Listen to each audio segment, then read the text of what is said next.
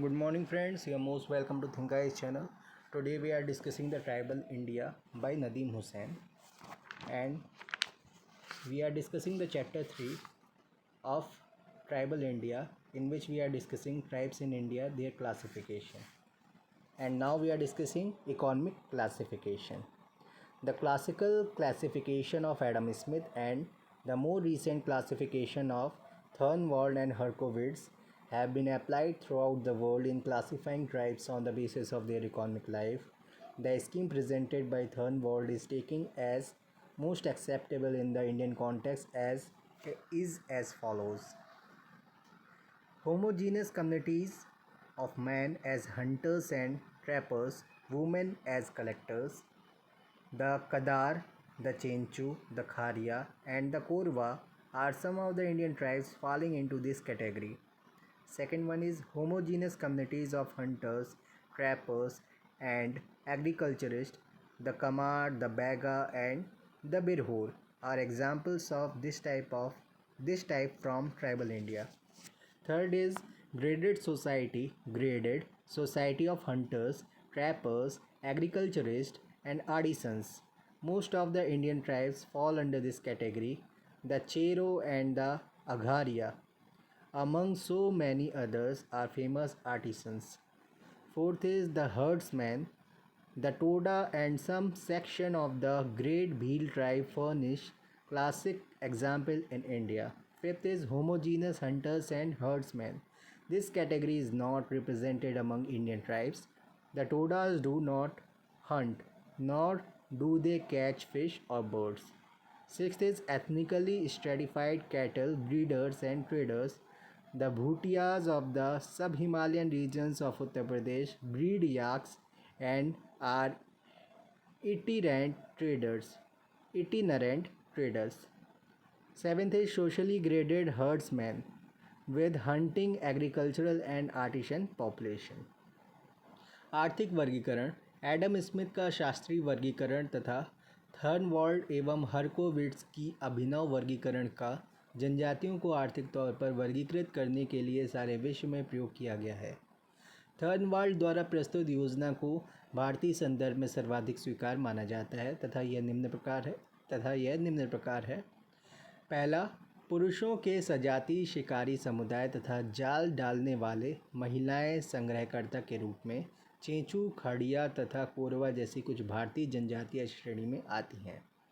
दूसरा, शिकारियों, जाल डालने वाले तथा कृषकों के सजातीय समुदाय कामार, बैगा और बिरहोर भारत के कुछ उदाहरण हैं।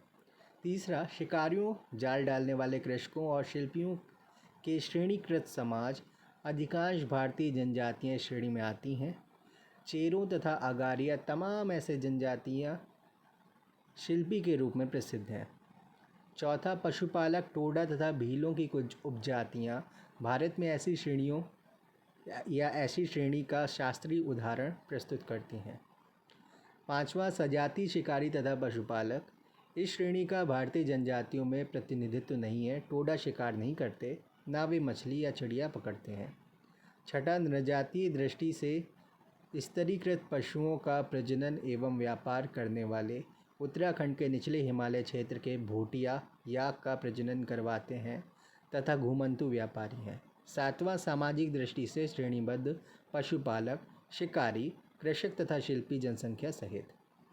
Majumdar opines that such a classification, though useful, does not help much because the purpose herein in attempting a classification is mainly to indicate the nature of the economic difficulties experienced by the tribal communities. Majumdar का मत है कि इस प्रकार का वर्गीकरण यद्यपि लाभप्रद है तथापि अधिक सहायक नहीं, क्योंकि वर्गीकरण करने के प्रयास का प्रयोजन मुख्यतः जनजातीय समुदायों द्वारा अनुभूत आर्थिक कठिनाइयों के स्वरूप की ओर संकेत करना है। Taking many technological achievements into consideration, a more lucid and clear-cut classification on the basis of the conditions of economic life may be attempted as follows. मुख्यतः औद्योगिक उपलब्धियों का अनुचिंतन करते हुए आर्थिक जीवन दशा के आधार पर एक अधिक बेहतर तथा स्पष्ट वर्गीकरण करने का प्रयास किया जा सकता है। First, tribes hunting in forest. वनों में शिकार या आखेट करने वाली जनजातियाँ।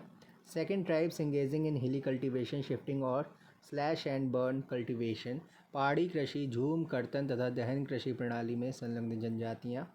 तीसरा, tribes engage in cultivation on levelling plain land, समतल भूमि पर कृषि करने वाली जनजातियाँ। चौथा, सिंपल आर्टिशन ट्राइब्स, सरल कारीगर शिल्पी जनजातियाँ। पांचवा, पास्टोरल ट्राइब्स, पशुचारण जनजातियाँ। छठा, tribes living as folk artist, लोक कलाकारों के रूप में जीवन व्यतीत करने वाली जनजातियाँ। सातवां, agriculture and non agricultural labour oriented tribes, कृषि और अन्य प्रकार के श्रम में लगी जनजातियाँ। आठवां, tribes engage in service and trade, नौकरी तथा व्यापार में संलग्न जनजातियाँ।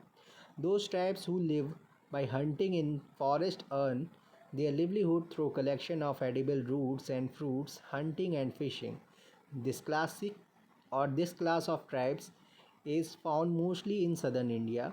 The Chenchu and Chandi of Andhra Pradesh, Kadar, Malapatram and Kurumba from Kerala, and Paliyan of Tamil Nadu, and Ong, Jarva, Sentinelese and Nicobaris of Andaman and Nicobar Islands are some of the important tribes living in southern zone. The Raji of Uttar Pradesh, Hill Garo of Meghalaya, Birhor, Korwa and Hill Kharia of Chota Nagpur and Juang of Odisha are also some of the notable examples of this class, although some groups of these tribes are slowly learning cultivation, yet their cultural ethos are still basically of a hunting gathering type. जो जनजातियां वनों में आखेट करके अपना जीवन व्यतीत करती हैं, वे अपनी जीविका का निर्वाह कंदमूल तथा फलों के संग्रह, शिकार तथा मछली पकड़ने द्वारा करती हैं। जनजातियों का यह वर्ग अधिकतर दक्षिण भारत में पाया जाता है। आंध्र प्रदेश की चेंचू और चांडी, केरल के कदार, मालापत्रम व करुम्बा तथा तमिलनाडु के पालियान, अंडमान और निकोबार द्वीप समूह के ओंगे, जारवा, सेंटनलीज तथा निकोबारीज दक्षिण भारत में रहने वाली कुछ महत्वपूर्ण जनजातियाँ हैं। उत्तराखंड और उत्तर प्रदेश के राजी, मेघालय के गारो, छोटा नागपुर की बिरहोर, कोरबा तथा पहाड़ी खाड़िया तथा उड़ीसा की जुवांग भी इस वर्ग के कुछ उल्लेखनीय उदाहरण हैं। यद्यपि इन जनजातियों के कुछ समूह सने सने कृषि सीख रहे हैं, फिर भी उनका सांस्कृतिक लोकाचार अब भी आखेट संग्रह प्रकार का है। A vast chunk of Indian tribes is engaged in shifting cultivation on hilly or mountainous tracts of northeastern and central India. This mode of cultivation is different from the conventional settled cultivation. Under this system, bushes and trees are slashed and burnt. Thereafter, seeds are scattered on the ashes and the rest is left to nature. Details of this mode of cultivation are given in this chapter on problems of Indian tribes. भारतीय जनजातियों का एक बहुत बड़ा टुकड़ा उत्तर पूर्वी तथा मध्य अथवा केंद्रीय भारत के पहाड़ी पथ पर झूम कृषि में आबद्ध है। कृषि का यह तरीका पारंपरिक स्थायी कृषि से भिन्न है। इस प्रणाली के अंतर्गत झाड़ियाँ तथा वृक्ष काटकर जला दिए जाते हैं। इसके पश्चात राख पर बीज छिड़क दिया जाता है तथा शेष प्रकृति पर छोड़ दिया जाता है। Almost all the tribes of Assam, Meghalaya, Arunachal Pradesh, Mizoram, Manipur and Tripura produce their crops through this mode of cultivation. Some tribes of Odisha and Gond and Baga of Madhya Pradesh are also engaged in this mode of cultivation. Assam, Meghalaya, Arunachal Pradesh, Mizoram और त्रिपुरा की लगभग सभी जनजातियां इसी प्रकार की कृषि द्वारा फसल उत्पादन करती हैं। उड़ीसा की कुछ जनजातियां तथा मध्य प्रदेश व छत्तीसगढ़ की गोंड व बैगा जनजाति भी इसी प्रकार की कृषि में आबद्ध है। Due to intimate contact with the civilized group, most of the Indian tribes have taken to settle agriculture on plain land as means of their livelihood. Their technique and mode of cultivation are same as those of other peasant groups, and they also use bullocks, plug, and other common implements of agriculture. But most of their land is unirrigated, and hence they are often seen to be victims of vagaries of nature. Besides their total dependence on rains, they have to rest content with low and meagre yield because of absence of other agricultural inputs like fertilizers, high yielding varieties of food grains, pesticides, etc. Among the numerically big tribes, Orion, Munda, Ho, and Santhals are successful cultivators. सभ्य समूहों से करीबी संबंध व संपर्क के कारण अधिकतर भारतीय जनजातियों ने स्थायी कृषि को अपना जीवन यापन का साधन चुन लिया है।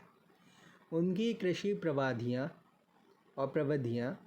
तथा तरीके अन्य कृषक समूहों के समान हैं तथा वे बैलों, हल और अन्य कृषि उपकरणों का भी प्रयोग करते हैं, किंतु उनकी अधिकांश भूमि असिंचित है, अतः वे प्रकृति की अनिश्चितता का शिकार होते हैं।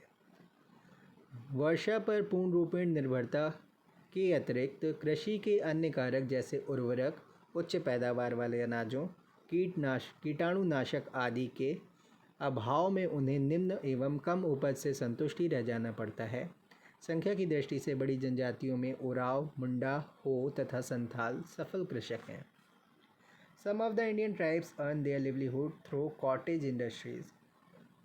They are engaged in basket and mat making, weaving and blacksmithing, etc., and supplement the needs of their neighboring tribal or non-tribal societies.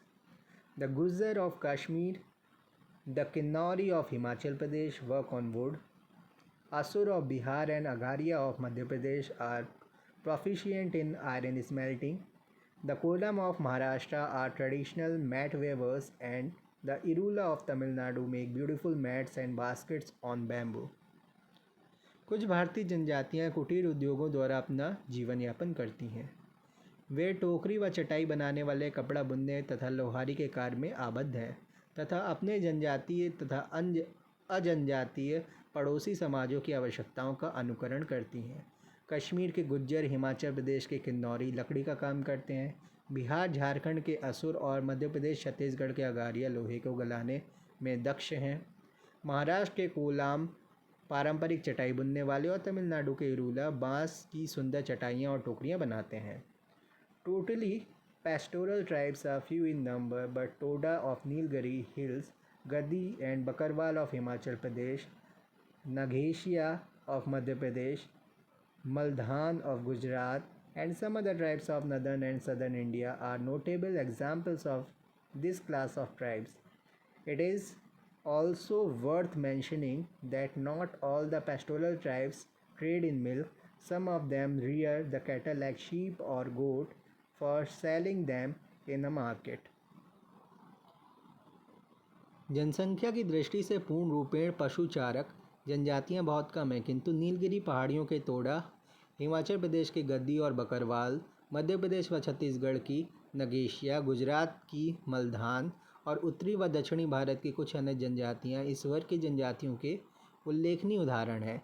यह भी उल्लेखनीय है कि पशुचारक जनजातियां दुग्ध व्यापार नहीं करती। उनमें से कुछ भेड़ तथा बकरी जैसे पशुओं को बाजार के लिए पालते हैं। Another class of tribes earn their livelihood by performing dances, acrobatics, snake charming, etc., and hence they may be termed as folk artists. The Nut and Sapera of Uttar Pradesh are good example of this category. The Mundupattu of Odisha are expert acrobats. The Kota of Tamil Nadu are snake charmers. Some groups of Gonds of Madhya Pradesh are tattooers and dancers, and some other tribes of eastern India and southern India may also be put in this category. जनजातियों का एक अन्य वर्ग नृत्य करके, कलाबाजी दिखाकर तथा सांप नचाने आदि द्वारा अपनी जीविका का निर्वाह करता है, इसलिए उन्हें लोक कलाकार कहा जा सकता है। उत्तर प्रदेश के नट एवं सपेरे इस श्रेणी में अच्छे उदाहरण हैं। उड़ीसा के मुंडपट्टू कुशल नट है, तमिलनाडु के कोटा सपेरे हैं, मध्य प्रदेश व छत्तीसगढ़ के गोंडों के कुछ समूह गोदने वाले तथा नर्तक टैटूज़ बनाते हैं, और पूर्वी भारत और दक्षिणी भारत की कुछ अन्य जनजातियां भी इसी श्रेणी में रखी जा सकती हैं। Among the tribes engaged in agricultural labor are those which are traditionally agriculturists, but due to their landlessness they work as agricultural labor on others' land. According to a conservative estimate, about one fifth of the total tribal population is engaged in agriculture as wage earners. Non agricultural tribal labor force includes those tribals who are working in local factories and mines of Bihar, Odisha, and Bengal, and tea plantations of Assam and neighboring areas. कृषि मजदूरी में आबद्ध जनजातियों में वे हैं जो पारंपरिक दृष्टि से कृषक हैं किंतु अपनी भूमिहीनता के कारण कृषि मजदूरों के रूप में दूसरों की भूमि पर कार्य करते हैं। एक अनुदार अनुमान के अनुसार संपूर्ण जनजातीय जनसंख्या का 5वां भाग कृषि में श्रमजीवी के रूप में आबद्ध है। अकृषक जनजातीय श्रमबल में वे जनजातियां सम्मिलित हैं जो बिहार व झारखंड, उड़ीसा तथा बंगाल के स्थानीय कारखानों तथा खानों में तथा असम व पड़ोसी क्षेत्रों के चाय बागानों में काम करते हैं। Comparatively small number of tribal people are engaged in government and semi-government jobs as a result of the application of constitutional provisions. Among such tribes are those of Meghalaya, Mizoram and Nagaland on the northeast fringe of the country and mainly Christian tribal of Chota Nagpur. संवैधानिक प्रावधानों के प्रयोग के फलस्वरूप अपेक्षाकृत छोटी संख्या में जनजातीय लोग सरकारी तथा अर्ध सरकारी पदों पर भी कार्य करते हैं। इस प्रकार की जनजातियों में मेघालय, मिजोरम और नागालैंड देश के उत्तर पूर्वी सीमावर्ती क्षेत्र और मुख्यतः छोटा नागपुर की ईसाई जनजातियां सम्मिलित हैं। Classification according to the cultural contacts. Indian tribes can also be classified according to their cultural distance from the rural-urban groups. Mazumdar 1976 opines that this comparative approach is the most useful in evolving a plan of rehabilitation because it focuses our attention on those problems of tribal India which are the outcomes of haphazard contact with or the isolation of these tribal from the rural-urban groups. In the 50s, Warrior Alvin floated a well demarcated classification. He described 4 types of aboriginals. सांस्कृतिक संपर्क पर आधारित वर्गीकरण। भारतीय जनजातियों को उनकी ग्रामीण व नगरीय समूहों से सांस्कृतिक दूरी के अनुसार भी वर्गीकृत किया जा सकता है। मजूमदार 1976 यह मत व्यक्त करते हैं कि यह तुलनात्मक दृष्टिकोण पुनर्वास योजना के मूल्यांकन के लिए सर्वाधिक उपयोगी है क्योंकि यह हमारा ध्यान जनजातीय भारत की उन समस्याओं की ओर केंद्रित करता है जो ग्रामीण नगरीय समूहों से अल्प व्यवस्थित संपर्क अथवा उससे पृथक रहने का परिणाम है। वर्तमान शताब्दी के 5वें दशक में वैरियर एल्विन ने एक सुसीमांकित वर्गीकरण का प्रयास किया। उन्होंने 4 प्रकार के आदिवासियों का वर्णन किया है। First, those who are most primitive lives a joint communal life and cultivate with access, जो सर्वाधिक आदिम हैं तथा एक संयुक्त सामुदायिक जीवन व्यतीत करते हैं तथा कुल्हाड़ी से कृषि करते हैं। Those who though equally attached to their solitude and ancient traditions are more individualistic, less occupied with axe cultivation, more used to outside life and generally less simple and honest than the first category. वे जो यद्यपि अपने एकाकीपन तथा पुरातन परंपराओं से समान रूप से जुड़े हुए हैं, अपेक्षाकृत अधिक वैयक्तिक हैं, कुल्हाड़ी से कम ही कृषि करते हैं, वह जीवन में अधिक अभ्यस्त हैं तथा सामान्यतः प्रथम वर्णित श्रेणी की अपेक्षा कम सरल तथा ईमानदार हैं।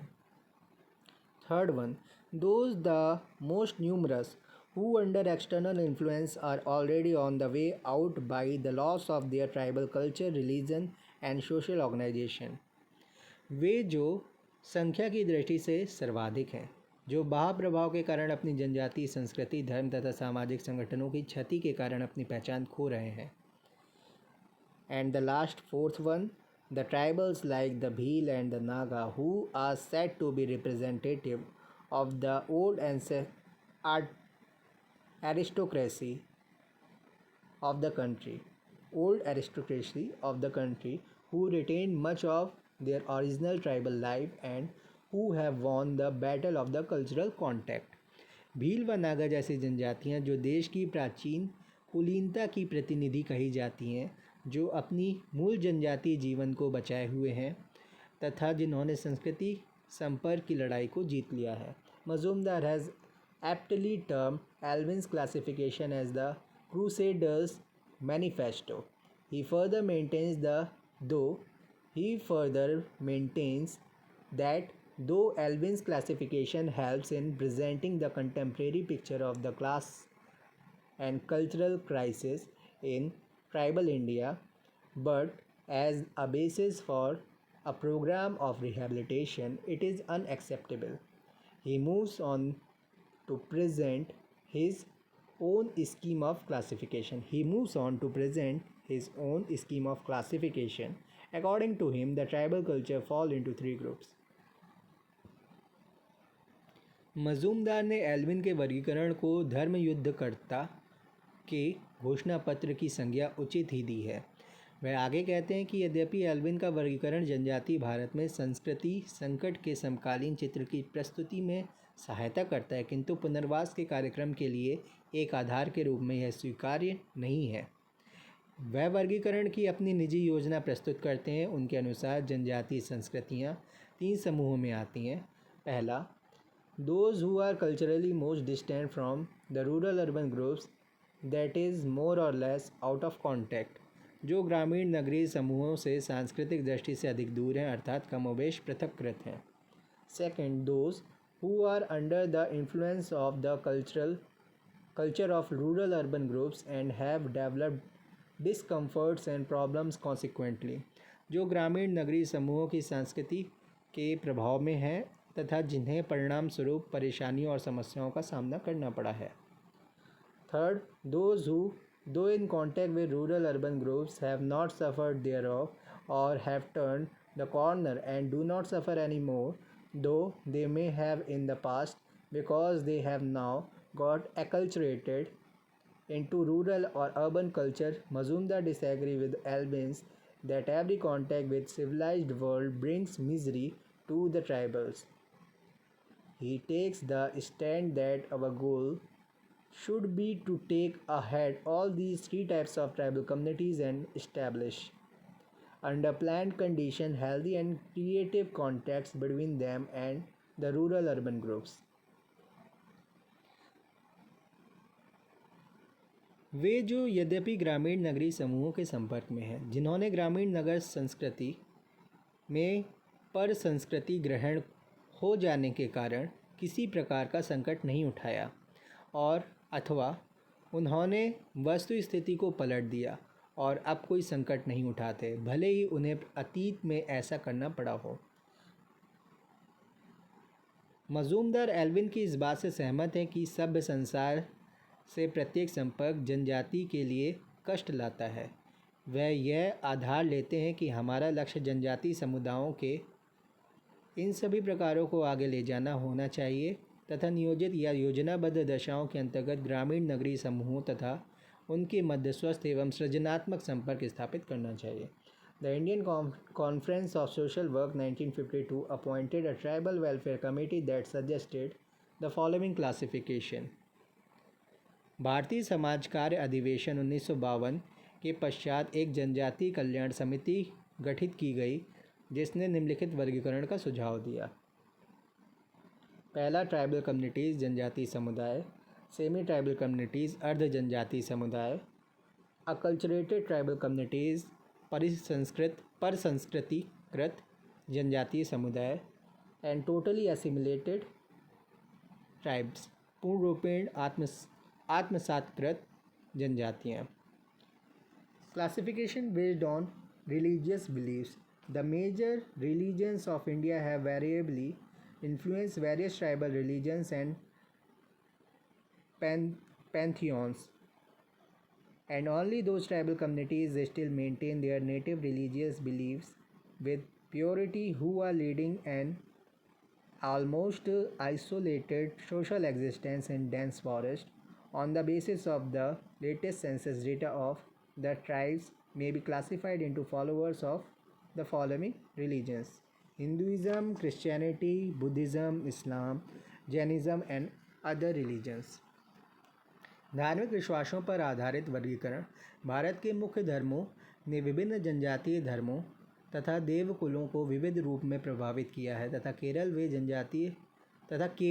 वे जनजातीय समुदाय ही अब भी अपने मूल धार्मिक विश्वासों को शुद्धता से कायम रखे हैं जो घने बसे वनों में नितांत एकाकी सामाजिक अस्तित्व का जीवन व्यतीत कर रहे हैं। 1961 तथा 1971 की जनगणना के आंकड़ों के आधार पर जनजातियों को निम्नलिखित धर्मों में वर्गीकृत किया जा सकता है: हिंदू, ईसाई, बौद्ध, इस्लाम, जैन और अन्य धर्म। Among the above mentioned religious and influence of Hindu religion on the tribes is tremendous, and almost 90% tribals follow Hindu religion in one form or the other. Those who have embraced Christianity are also quite considerable in the number, and about 6% are under the shadow of the cross. But those following Buddhism, Islam and or Jainism are negligible in number. One important point which is to be kept in mind in this context is that even those tribes who have embraced any of above mentioned major religions have not necessarily shed their local tribal beliefs and rituals, and many of them are found to be practicing their traditional faith along with their acquired faith. उपरोक्त वर्णित धर्मों में से सभी जनजातियों पर हिंदू धर्म का प्रभाव बहुत अधिक है तथा लगभग 90% जनजातियां किसी न किसी रूप में हिंदू धर्म का अनुसरण करती हैं। जिन्होंने ईसाई धर्म ग्रहण कर लिया है उनकी संख्या भी पर्याप्त है तथा लगभग 6% लोग क्रॉस की छाया में हैं, किंतु जो बौद्ध धर्म, इस्लाम अथवा जैन धर्म का अनुसरण करते हैं उनकी संख्या अत्यंत कम है। इस संदर्भ में एक महत्वपूर्ण बिंदु जिसे मस्तिष्क में रखना है वह यह है कि वे जनजातियाँ जिन्होंने उपरोक्त वर्णित मुख्य धर्मों में से किसी को अंगीकार कर लिया है उनके लिए यह आवश्यक नहीं है कि उन्होंने अपने जनजातीय विश्वास को छोड़ दिया हो, बल्कि उनमें से अनेक अपने पारंपरिक विश्वास का भी व्यवहार करती पाई जाती हैं। When we view this situation in the geographical perspective, we see that barring the tribes inhabiting the islands falling under Bay of Bengal and Arabian Sea, most of the tribes of southern India along with the tribes of western India and central India are more or less Hindu in faith. Christianity has made tremendous headway among most of the tribes of northeast India, and more than 90% of the population of Nagaland and Mizoram follows Christianity. In central India, some major tribes of Chota Nagpur also follow Christianity, and notable among these are Orion, Munda and Ho. The tribes following Islam are mostly scattered in Lakshadweep, Himachal Pradesh, West Bengal, Maharashtra and Jammu and Kashmir. Among such tribes, about 98% of the total tribal population of Lakshadweep, Minicoy and Amini Devi Islands are followers of Islam. Buddhism among the Indian tribes is represented mainly by some tribal groups of Arunachal Pradesh. The impact of Buddhism, however, is visible in my other Himalayan and Maharashtrian tribes also. जब हम भौगोलिक परिप्रेक्ष्य में स्थिति को देखते हैं तो हम पाते हैं कि बंगाल की खाड़ी और अरब सागर के अंतर्गत आने वाले द्वीपों में बसने वाली जनजातियों को छोड़कर पश्चिमी भारत और मध्य भारत के साथ दक्षिणी भारत में जनजातियों के अधिकतर कमोबेश हिंदू विश्वास वाले हैं। उत्तर पूर्वी भारत की अधिकांश जनजातियों में ईसाई धर्म ने बहुत अधिक सफलता प्राप्त की है तथा नागालैंड और मिजोरम की 90% जनसंख्या ईसाई धर्म का अनुसरण करती हैं। मध्य भारत में छोटा नागपुर की कुछ मुख्य जनजातियां भी ईसाई धर्म को मानती हैं और इनमें ओरांव और मुंडा का उल्लेख है। इस्लाम का अनुसरण करने वाली जनजातियां अधिकतर लक्षद्वीप, हिमाचल प्रदेश, वेस्ट बंगाल, महाराष्ट्र और जम्मू कश्मीर में तितरी बितरी हैं। इस प्रकार की जनजातियों में लक्षद्वीप, मिनिकॉय व अमीनी देवी द्वीप समूहों की मूल जनसंख्या का लगभग 90% इस्लाम को मानने वाला है। भारतीय जनजातियों में अरुणाचल प्रदेश और उत्तराखंड के कुछ जनजाति समूह बौद्ध धर्म के अनुयायी हैं।